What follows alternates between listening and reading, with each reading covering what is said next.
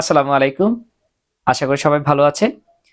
আজকে আমি আপনাদের সাথে কথা বলার জন্য এসেছি মানব জীবনের খুবই গুরুত্বপূর্ণ একটি বিষয় নিয়ে। সেটি হচ্ছে আমাদের জীবন যাপন করার জন্য আমাদের যে সমস্যাগুলোতে আমরা পড়ি, সেই সমস্যাগুলো কেন সৃষ্টি হয় এবং সেই সমস্ত সমস্যাগুলো থেকে আমরা কিভাবে খুব সহজেই বের হতে পারি, এই বিষয়টি নিয়ে আপনাদের সাথে কথা বলার জন্য মূলত আজকে আমি আপনাদের সামনে এসেছি। আমরা দেখেছি যে মানুষের জীবনে দুঃখ এবং কষ্ট এই ২ টা জিনিস আমাদের জীবনের সাথে খুবই একটি অবিচ্ছেদ্য অংশ হিসেবে আমরা বলতে পারি। কিন্তু আমরা যদি একটু গভীরভাবে চিন্তা করি যে কি কারণে আমাদের এই দুঃখ এবং কষ্ট, এই প্রশ্নটি যদি আমাদের মধ্যে আমরা আনি, তবে আমরা দেখতে পাবো যে এই দুঃখের কিংবা কষ্টের প্রধান এবং মূল কারণ হচ্ছে আমাদের বাহ্যিক কোনো কারণে সেটা আমরা আমাদের জীবনের মধ্যে সেটা আসে না। সেটি মূলত আসে আমাদের যে অভ্যন্তরীণ চিন্তা ভাবনার মধ্য থেকেই আমাদের এই দুঃখ এবং কষ্টের উৎপত্তি। এবং এই অভ্যন্তরীণ চিন্তা ভাবনার প্রধানতম দিকটি হচ্ছে আমাদের অভ্যন্তরে তৈরি হওয়া যে এক অভাববোধ, আমাদের মধ্যে আজন্ম অভাববোধ, মানব সভ্যতার বলেন কিংবা মানুষের যে একটি স্বভাববোধ রয়েছে, সেই স্বভাববোধের অন্যতম একটি বিষয় হচ্ছে মানুষের অভাববোধ। আর সেই অভাববোধ থেকে মূলত মানুষের এই সমস্ত রকমের সমস্যা, সামাজিক সমস্ত রকমের সমস্যার উৎপত্তি। অভাববোধ বিষয়টি হচ্ছে আমি যদি বলি একটি অনুভূতি, যা বলা চলে মানুষের মনে এটা সবসময় থাকে এক রকমের, যে মানুষ সবসময় ভাবে, তার মনের অভ্যন্তরে ভাবতে পছন্দ করে, বা মানুষ ভাবতে স্বাচ্ছন্দ্য বোধ করে যে আমার কিছু একটি নেই, আমি কোনো দিক থেকে অসম্পূর্ণ, কিংবা আমার পার্শ্বস্থ লোকটি কোনো দিক থেকে আমার থেকে স্বয়ং সম্পূর্ণ।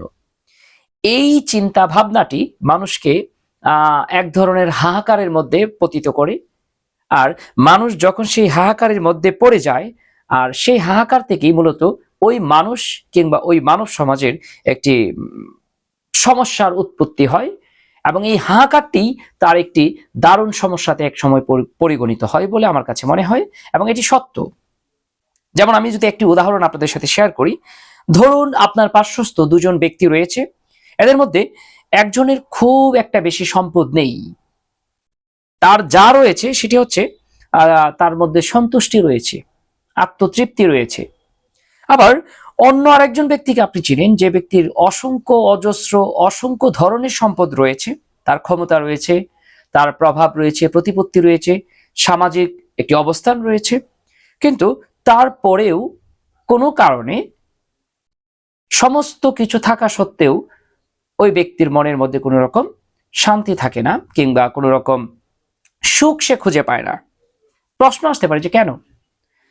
এর এর মধ্যে আমি যদি ২টি ব্যক্তিকে আপনাদের সামনে বিশ্লেষণ করতে চাই, প্রথম ব্যক্তিটির স্বল্প পরিমাণ সম্পদ থাকা সত্ত্বেও তার মধ্যে যে বিষয়টি ছিল সেটি হচ্ছে তার সন্তুষ্টি। আবার দ্বিতীয় ব্যক্তিটির অসংখ্য সম্পদ থাকা সত্ত্বেও তার মধ্যে যা নেই তা হচ্ছে এই সন্তুষ্টি, কিন্তু যা আছে তা হচ্ছে তার মধ্যে হাহাকার বোধ কিংবা অভাব বোধ।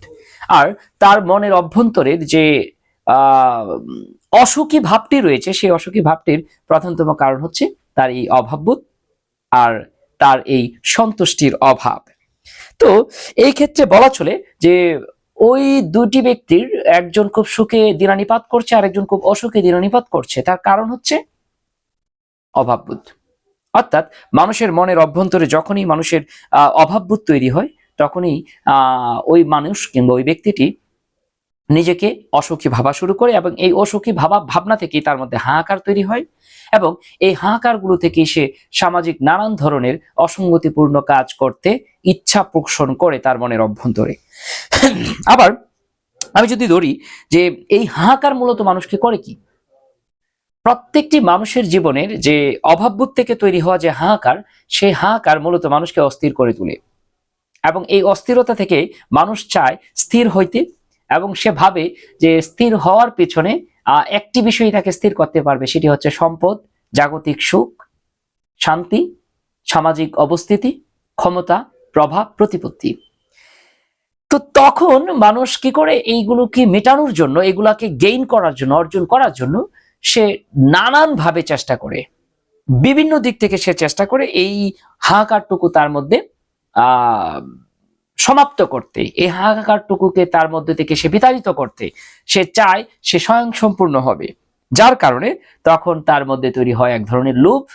আর এই লোভ থেকেই সে চেষ্টা করে নানান রকমের দুর্নীতি কাজ করবে, সামাজিক অসঙ্গতি যে সমস্ত হয় সেই সমস্ত কাজ করবে, সমাজ যে কাজগুলোকে গ্রহণ করবে না সেই সমস্ত কাজগুলোকে সে তখন করতে থাকবে।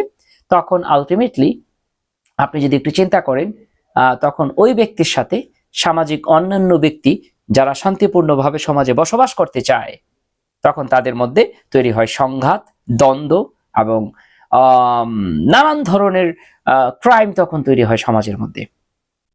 আলটিমেটলি আপনি যদি চিন্তা করেন, ওই একজন ব্যক্তির অভাববোধ এবং একজন ব্যক্তির সন্তুষ্টিবোধ, এই দুইটি বিষয় মানুষকে দুই দিকে নিয়ে যায়, এবং ওই দুই দিকে যাওয়ার ফলে সেটি শুধুমাত্রই ওই ব্যক্তিগুলোর নিকটেই সীমাবদ্ধ থাকে না, তখন সেটি অনেকটা ছোঁয়াচে রোগের মতো সমাজের রন্ধ্রে রন্ধ্রে পৌঁছে যায়, সমাজ বিনষ্ট হয় এবং সমাজ কোনোভাবেই একটি শান্তিপূর্ণ সমাজ তখন আর বিনির্মাণ করা যায় না, সমাজ তখন শান্ত থাকতে পারে না।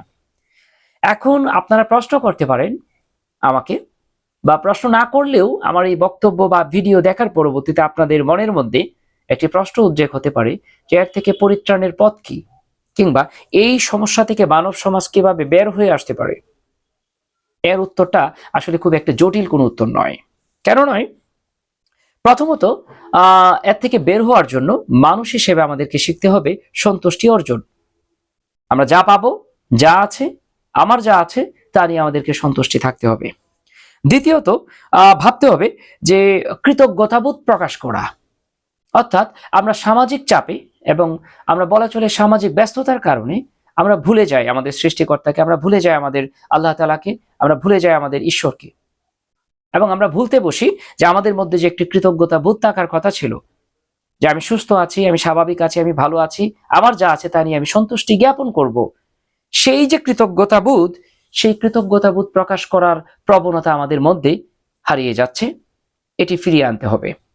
তৃতীয়ত, আমরা ভাবতে পারি যে আমরা সবসময় সচরাচর যে বিষয়টি করি সেটি হচ্ছে আমরা সবসময় চেষ্টা করি অন্যের সাথে আমাকে তুলনা করতে। ছোটবেলা থেকে আমাদেরকে সেটি শেখানো হয়েছে। আমি যদি আমাকে বলি, যে সমাজ আমাকে শিখিয়েছে, বাইরে খেলতে গেলাম তখন একটি উদাহরণ, পড়াশোনা করতে গেলাম সেখানে এক ধরনের উদাহরণ, এক ধরনের তুলনা। এই তুলনার কারণে আমাদের মধ্যে পারস্পরিক এক দ্বন্দ্ব তৈরি হয়, অর্থাৎ আমাদের অন্যের সঙ্গে তুলনা করার যে প্রবণতা আমাদের থাকবে সেটিকে আমাদেরকে কমিয়ে দিতে হবে। এর ফলে আমাদের চেষ্টা করতে হবে, এবং এর বাইরে আমাদের পাশাপাশি চেষ্টা করতে হবে আমার নিজের উন্নতি আমি কিভাবে করতে পারি সেই দিকে আমাদেরকে খেয়াল করতে হবে। কারণ প্রকৃত সুখ মূলত কোনোভাবেই শুধুমাত্র ওই প্রাচুর্য, অর্থবিত্ত ইত্যাদি থেকে আসে না, এটি প্রমাণিত এবং যুগ যুগ ধরে এটি প্রমাণিত। তো প্রকৃত সুখ আসে কোথা থেকে? এটি মূলত আসে আমাদের মনের অভ্যন্তরের শান্তি কিংবা প্রশান্তি কিংবা চিন্তাধারা থেকে। এর বাইরে শান্তি কিংবা সুখ বলতে আসলে কিছু নেই। আপনি অর্থনীতির ভাষায় বলতে পারেন, আমরা বলতে পারি, কারণ অর্থনীতি স্পষ্টভাবে বলেছে যে এই সমাজের মধ্যে সম্পদের পরিমাণ সীমিত কিন্তু অভাবের পরিমাণ অসীম। তার মানে অভাব মূলত আমরা তৈরি করছি, প্রতিনিয়ত আমরা আমাদের অভ্যন্তরের অভাব তৈরি করছি এবং বিভিন্নভাবেই সেটি আমরা তৈরি করে চলেছি। তো পরিশেষে আমি আপনাদেরকে একটি কথা বলতে চাই যে মানুষের জীবনে অভাব এটা কখনোই শেষ হবার নয়। কারণ এইটি আমরা আমাদের চিন্তাধারার মাধ্যমে, আমাদের সামাজিক অবস্থানের মাধ্যমে এবং পরিস্থিতির মাধ্যমে আমরা ক্রমাগত এটা তৈরি করে চলেছি, যার কারণে আমাদের অভ্যন্তরের এই অভাব কখনোই শেষ হবে না। আর যতক্ষণ পর্যন্ত না আমাদের মনের এই অভাব শেষ না হবে ততক্ষণ পর্যন্ত আমি পরিপূর্ণ একজন সুখী মানুষ হয়ে উঠতে পারবো না। কিন্তু এইটা আবার আমরা বলতে পারি যে এটা থেকে বের হওয়ার জন্য আমাদের মনকে নিয়ন্ত্রণ করতে হবে। এটি থেকে যে বের হওয়া যাবে না তা কিন্তু নয়, আমাদেরকে আত্মনিয়ন্ত্রিত হতে হবে, আমাদের মনকে নিয়ন্ত্রণ করতে হবে, তাহলে একমাত্র আমাদের মনের অভ্যন্তরের এই অভাববোধ থেকে আমরা নিজেকে বের করে নিয়ে আসতে পারবো। আর যখন আমরা সেটা থেকে বের করে নিয়ে আসতে পারবো তখন আমাদের দুঃখ বলতে কোনো কিছু থাকবে না, কারণ আমাদের মধ্যে তখন থাকবে সন্তুষ্টি। আমরা তখন অল্পতেই তুষ্ট থাকার চেষ্টা করব, এবং এই চিন্তাধারাটি আমাদের উচিত হবে মানুষ হিসাবে আমাদের পরবর্তী প্রজন্মের নিকটে এই মেসেজটুকু পৌঁছে দেওয়া। আমরা যারা অভিভাবক রয়েছি তাদের কাজ হবে তাদের সন্তানদের নিকটে এই মেসেজটুকু পৌঁছে দেওয়া। আমরা যারা সামাজিক হর্তাকর্তা রয়েছি তাদের উচিত হবে সামাজিক যে পারিপার্শ্বিক জগৎ রয়েছে যারা আমাদেরকে শুনে তাদের কাছে পৌঁছে দেওয়া। আমরা যারা শিক্ষক রয়েছি সমাজের মধ্যে তাদের দায়িত্ব হবে তাদের ছাত্রছাত্রীকে পড়াশোনার পাশাপাশি এই মেসেজটুকু পৌঁছে দেওয়া, কিভাবে আত্মনিয়ন্ত্রিত হইতে হবে, কিভাবে চিন্তাধারাকে নিয়ন্ত্রিত করতে হবে, কিভাবে অন্যের সাথে তুলনা না করে শান্তি এবং শৃঙ্খলাময় একটি জীবন যাপন করা যায়, সেই শিক্ষাটুকু আমাদেরকে দিতে হবে। কারণ সত্যিকারের সুখ মানুষের মনের মধ্যে। সত্যিকারের সুখ কখনোই প্রাচুর্য কিংবা অর্থবিত্ততে আসতে পারে না। সবাই ভালো থাকবেন, নিয়ন্ত্রিত জীবন যাপন করবেন, সেই কামনায় আপনাদেরকে আজকে আমি বিদায় নিচ্ছি। আল্লাহ হাফেজ, আসসালামু আলাইকুম।